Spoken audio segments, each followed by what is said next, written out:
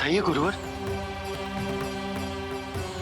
मैं एक ऐसा सत्य बताने जा रहा हूं नंदराज, जो है तो वरदान,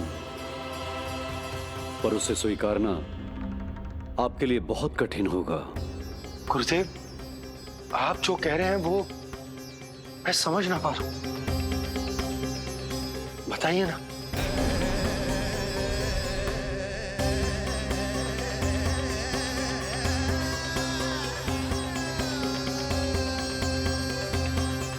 बताइए ना गुरुवर।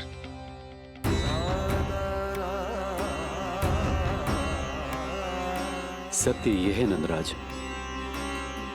कृष्ण राजा वासुदेव के पुत्र हैं। कृष्ण राजा वासुदेव के पुत्र हैं। कृष्ण राजा वासुदेव के पुत्र हैं।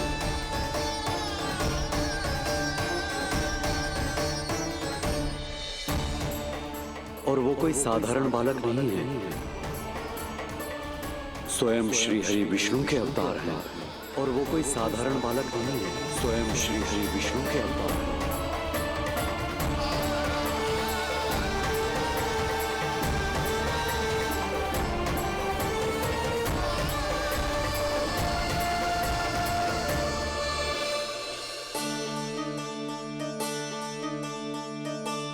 कछु विचित्र लग रहा है। कौन हो तुम? मैं हूं श्री विष्णु का अवतार। शिव, ये कैसे संभव है गुरुदेव? वो तो नन्हा सा बालक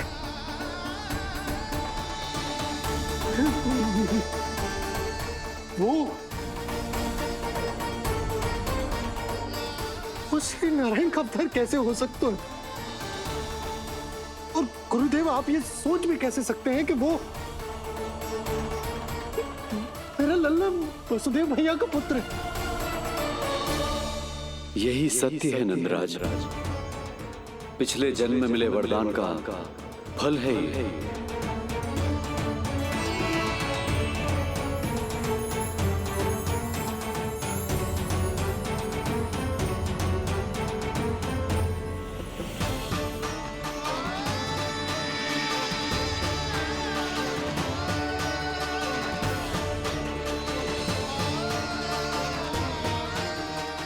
मैं आपकी संतान के रूप में अवश्य आऊंगा, किंतु उसके लिए आपको मेरे अगले अवतार के बाद एक और अवतार की प्रतीक्षा करनी होगी,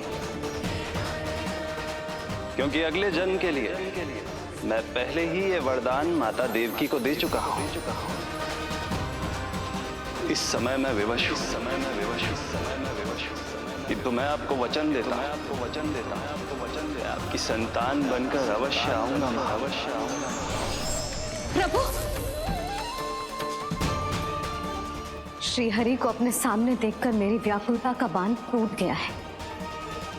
2 जन्म बहुत बड़ा समय होता है स्वामी।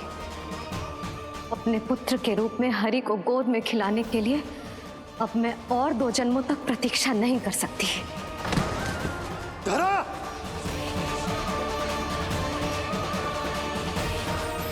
माता देवकी को मैं पहले ही वचन दे चुका हूं, इसलिए विधि के विधान के अनुसार मुझे उन्हीं का पुत्र बनकर जन्म लेना होगा।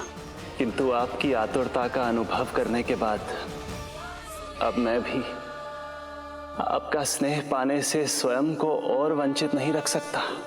ये जो भी हो रहा है प्रभु की ही लीला है। कृष्ण के जन्म के तुरंत बाद भगवान विष्णु के आदेश पर वासुदेव जी के यहां आना पड़ा और आपकी और रानी यशोदा की पुत्री को अपने पुत्र के साथ बदलना पड़ा और इस तरह कृष्ण आपके और रानी यशोदा के पुत्र बन गए।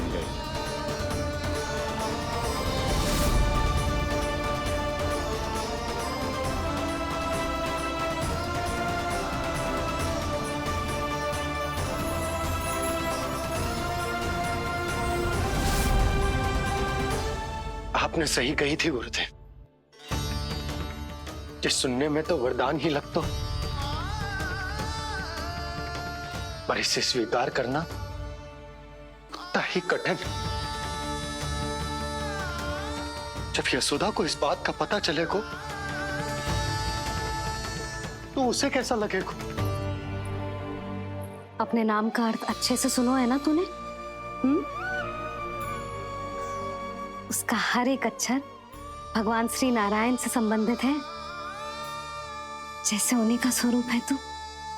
बस मैया, ये सत्य आपसे छुपा रहे, इसी कारण बाबा के लिए ये जानना आवश्यक है। फिर चाहे इसे स्वीकार करना उनके लिए कितना भी कष्टदायक क्यों ना हो। नहीं नंद, ये सत्य उन्हें आप नहीं बताएंगे। स्वयं प्रभु ने मुझसे कहा है, किसी और प्राणी को इसके बारे में भनक तक नहीं लगनी चाहिए, और रानी यशोदा को तो बिल्कुल नहीं। गुरुवर, कंस के आक्रमणों की जानकारी यशोदा से पहले ही छुपाकर रखना कठिन था। अब इतना बड़ा सत्य मैं यशोदा से कैसे छुपाऊंगा? आपको छुपाना ही होगा नंदराज, यही प्रभु की इच्छा है।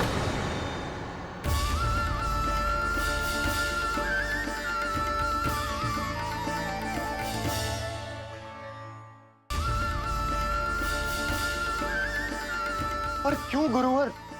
ताकि नारायण अपनी मैया की ममता का अनुभव कर पाए। यही तो उनके अवतार का मुख्य उद्देश्य है। मुख्य उद्देश्य? हाँ नंदराज, नर नारायण के अवतार में अपनी तपस्या करते समय प्रभु ने जो अनुभव किया था, उसके कारण ममता के सुख का अनुभव करने के लिए प्रभु व्याकुल हो उठे थे। ऐसा क्या हुआ था, मुझे भी बताइए।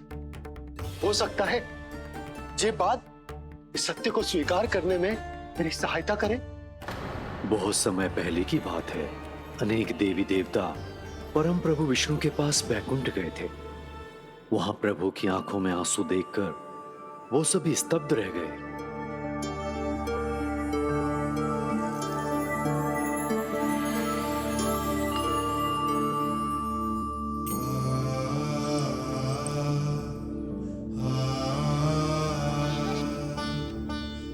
प्रभु,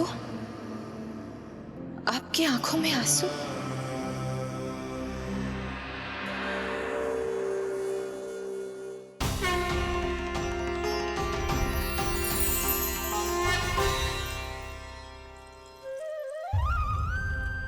चिंता मत कीजिए, आप सब तो जानते हैं, हिरण्यकश्यप को मारने के लिए मैंने नरसिंह अर्थात आधे मानव और आधे सिंह के रूप में अवतार लिया था। उस राक्षस का वध करने के बाद नर और सिंह दोनों भागों ने अलग अलग होकर नर और नारायण के रूप में पुनः जन्म लिया। वर्तमान में वो दोनों बद्रिकाश्रम में तपस्या कर रहे हैं।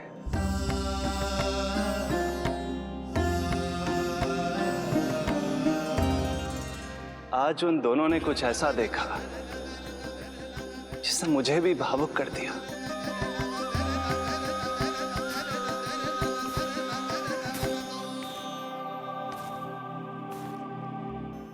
सखा, ये युवक कौन है? निकट के एक गांव के धनी व्यापारी का पुत्र है ये। प्रत्येक संध्या वन के उस पार ये अपनी प्रेयसी से मिलने जाता है और फिर रात्रि भर उस नर्तकी के साथ सहवास करने के बाद सुबह अपने निवास को लौट आता है। यदि यही इसका नित्य क्रम है, तो फिर आज ये इतने तनाव में क्यों है?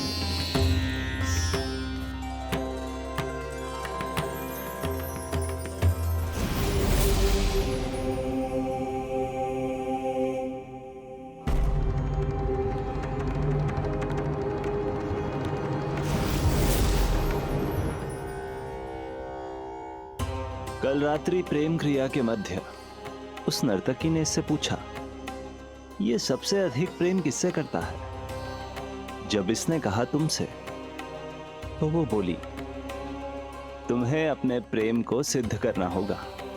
अपनी मां के हृदय को उसके तन से अलग कर मुझे सौंपना होगा। मां का हृदय?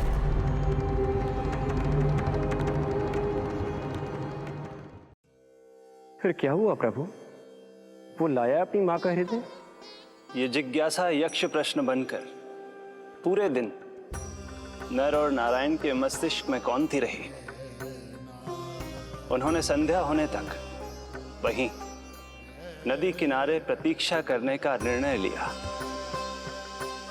ताकि वो ये जान सके कि क्या वो युवक अपनी क्रूर प्रेयसी को छोड़ेगा या वासना में अंधा होकर अपनी ही माता की हत्या करने का जघन्य अपराध करेगा।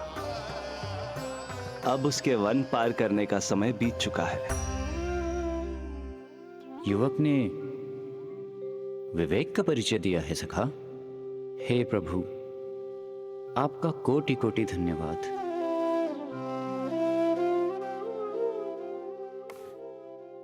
सखा,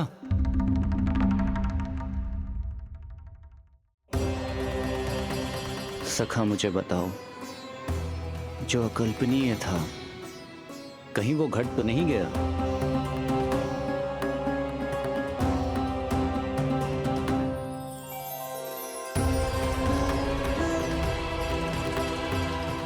जब इस युवक की मां को इसकी प्रेयसी की क्रूर मांग के बारे में पता चला तो जो उसने किया वो इस समस्त संसार में केवल एक मां ही कर सकती है।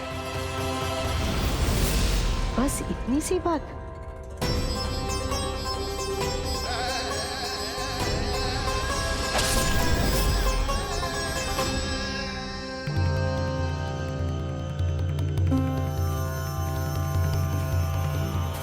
संभाल के मेरे बेटे, कहीं चोट ना लग जाए तुझे। संभाल के मेरे बेटे, कहीं चोट ना लग जाए तुझे। संभाल के मेरे बेटे, कहीं चोट ना लग जाए तुझे। ये तो उसकी मां की पुकार है। मां, मैंने क्या कर दिया मां? मां!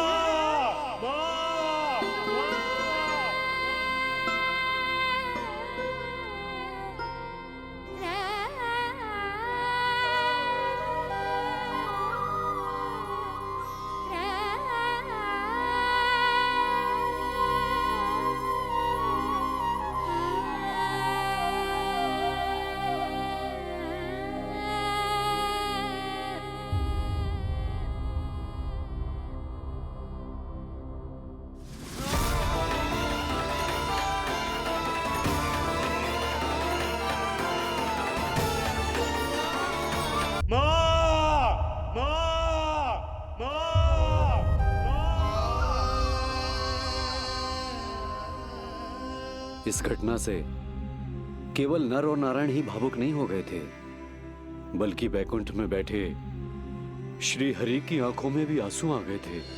ममता के लिए तरसने लगे थे वो। इसीलिए उनके इस अवतार का मुख्य उद्देश्य है मां की ममता का अनुभव करना। यही कारण है कि ये सत्य आपको रानी यशोदा से छुपाना ही होगा नंदराज। नहीं तो वो कृष्ण को मां की दृष्टि से नहीं, एक भक्त की दृष्टि से देखेंगी, और प्रभु जिस आनंद के लिए इतना कष्ट उठा रहे हैं उससे ही वंचित रह जाएंगे। बोलिए नंदराज, आप श्री नारायण के इस सत्य को गुप्त रखेंगे ना?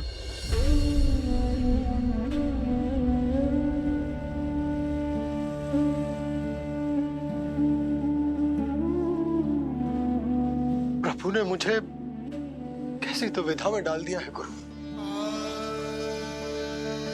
यशोदा से तो ये सत्य मैं छुपा भी लूंगा, परंतु स्वयं से कैसे छुपाऊंगा? और बाबा होने को सुख, उसको अनुभव कैसे कर पाऊंगा? जो हो रहा है और जो भी होता है सब उनकी ही इच्छा से होता है नंदराज। इसलिए आगे का मार्ग भी वही दिखाएंगे। अब मैं चलता हूं नंदराज। राजा वसुदेव और रानी देवकी नामकरण के बारे में जानने के लिए व्याकुल हो रहे होंगे।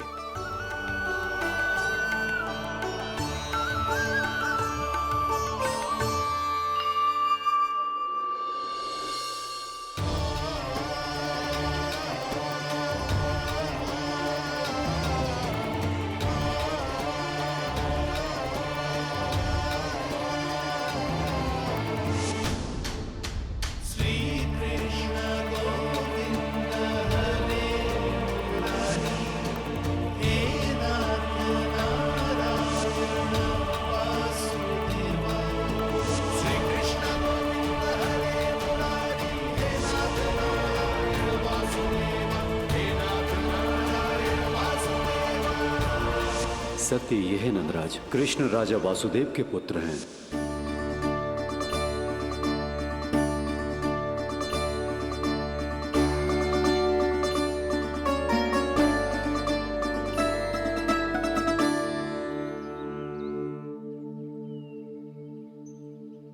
नंदराज, अपने आप को संभालिए और शांत चित्त से घर लौटिए। और हां, स्मरण रखिए कि प्रभु ने आपको बहुत ही बड़ा उत्तरदायित्व सौंपा है। आपको उसे निभाना ही होगा।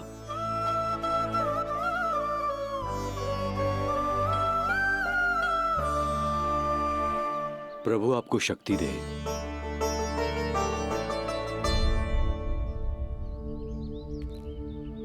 आप बहुत सौभाग्यशाली हैं नंदराज। जो प्रभु आपके घर पल रहे हैं उनके बारे में सोचिए, जिनके यहां प्रभु ने जन्म लिया है। वो दोनों तो प्रभु की बाल लीलाओं से पूरी तरह से वंचित हैं।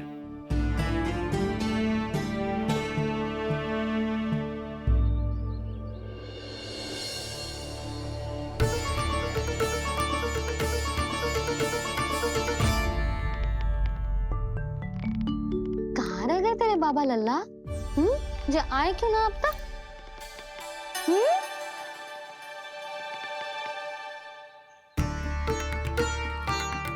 मेरा लल्ला मेरा ना है,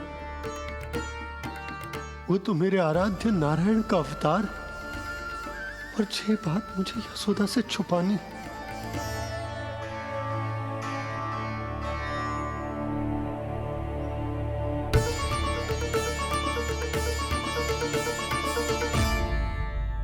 बाबा वहीं खड़े मत रहो, अब आ भी जाओ ना।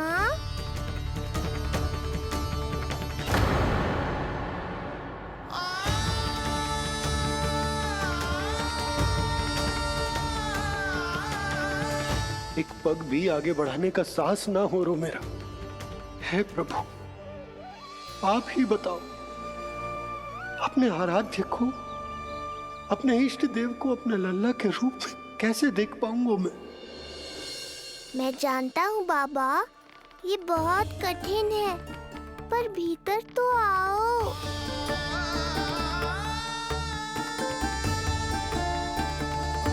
अब आ भी जाओ बाबा, ऐसे बाहर कब तक खड़े रहोगे आप?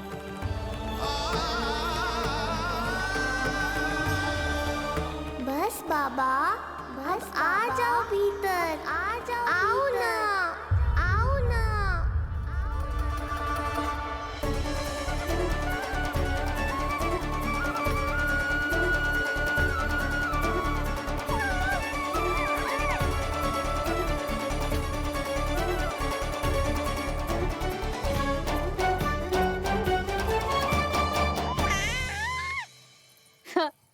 समझो? जब तू इधर उधर भाग रहा होगा तो तुझे बुलाने के लिए मैं तुझे ऐसे पुकारूंगी, कृष्ण। और जब तू शैतानी करेगो ना लल्ला, मैया को तंग करेगो, तो मैं तुझे क्रोध में ऐसे बुलाऊंगी, कृष्ण। हाँ। इसे सत्य पतो ना है, इसीलिए कितनी अच्छी तरह से मैया होने का कर्तव्य निभा रही है। पर मैं अब बाबा होने का कर्तव्य कैसे निभा पाऊंगा?